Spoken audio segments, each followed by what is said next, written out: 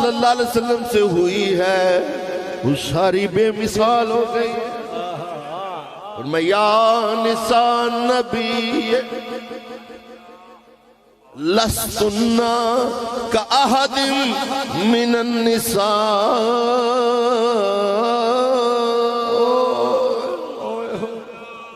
अल्लाह अल्लाह अल्लाह। ये हुजूर की मिसल ढूंढते फिरते हैं। और फिर अजीब बात है, आजकल ऐसे करते हैं कि सहाबा की तारीफ की आड़ में अहले बैत को गालियां देते हैं। मैंने कहा खुदा की कसम, क़यामत वाले दिन अगर सिद्दीक़ अकबर और फारूक आजम सामने आ गए तो इनको छितर लगनाएंगे वो। नारा तकबीर, नारा रिसालत, जश्न ईद मिलादुन नबी। वजह क्या है? इसलिए कि जो इतना प्यार करता है कि जिस जमीन से हुजूर गुजरे हैं, जिस दरख्त के नीचे बैठे हैं, वहां पानी देते थे अब्दुल्ला इब्न उमर, वो ये बर्दाश्त करेंगे कि जिनकी रगों में मुस्तफा का खून बह रहा है वो उनकी वजह से गाली गलोच का मिस्दाक बने? ये कभी हो ही नहीं सकता, ये कभी मुमकिन ही नहीं। अरे तुम्हें खबर क्या है, मकाम जो भी हो, इससे बड़ा मकाम और क्या है कि इनको निस्बत आती।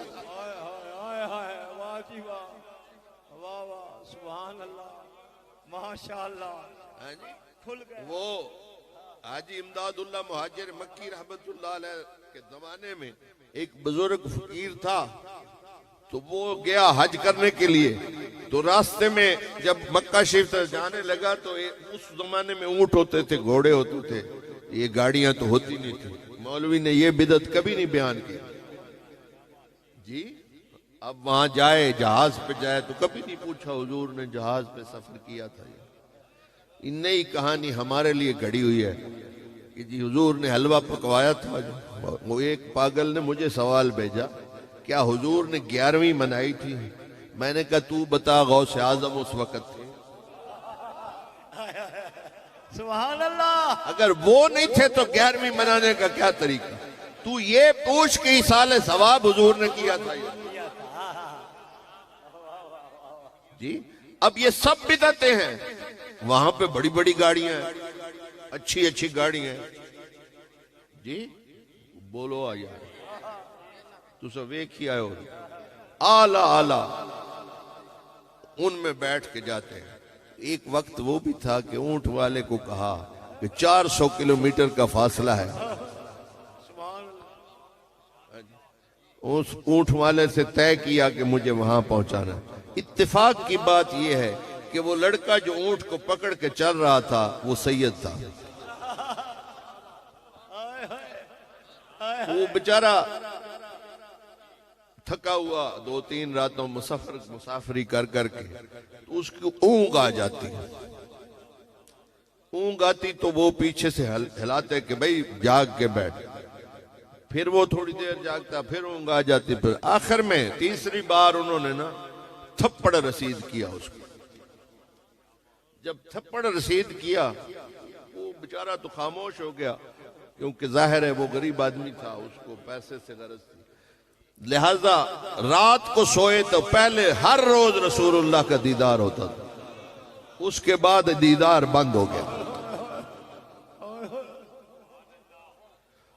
फिर उन्होंने रो रो के नदियां बहा दी, पता नहीं क्या क्या जतन किए, कोई समझ ना आई। वहां एक बुजुर्ग रहते थे, उनके पास गए, उन्होंने कहा ये जो तू कर बैठा है ना, इसकी माफी अब आम लोग तो दिला नहीं सकते।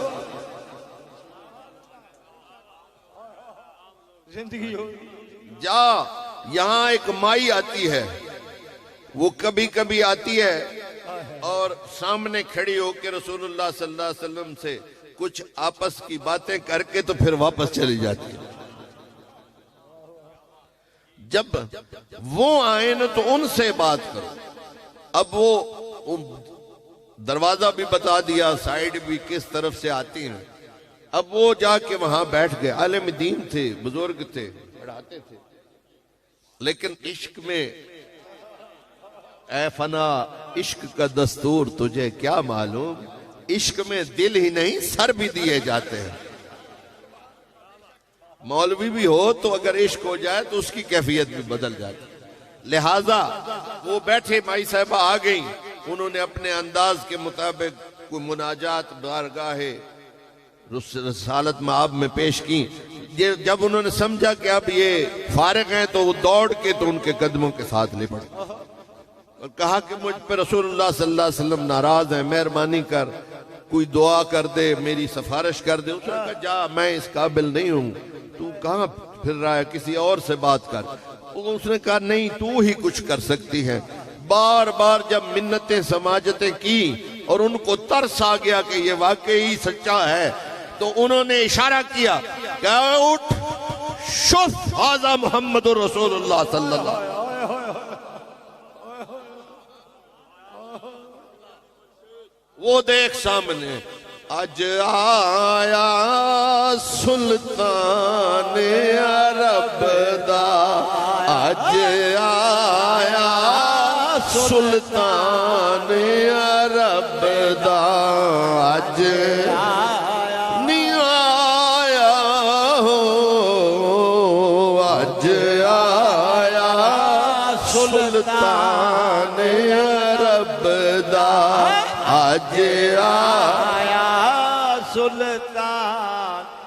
उजड़ी मैं बस पिया, आज आया सुल्तान अरब। देख सामने वो रसूलुल्लाह है। हाजी माई ने जब आंख खोली, सर उठाया तो दीदार हो गया।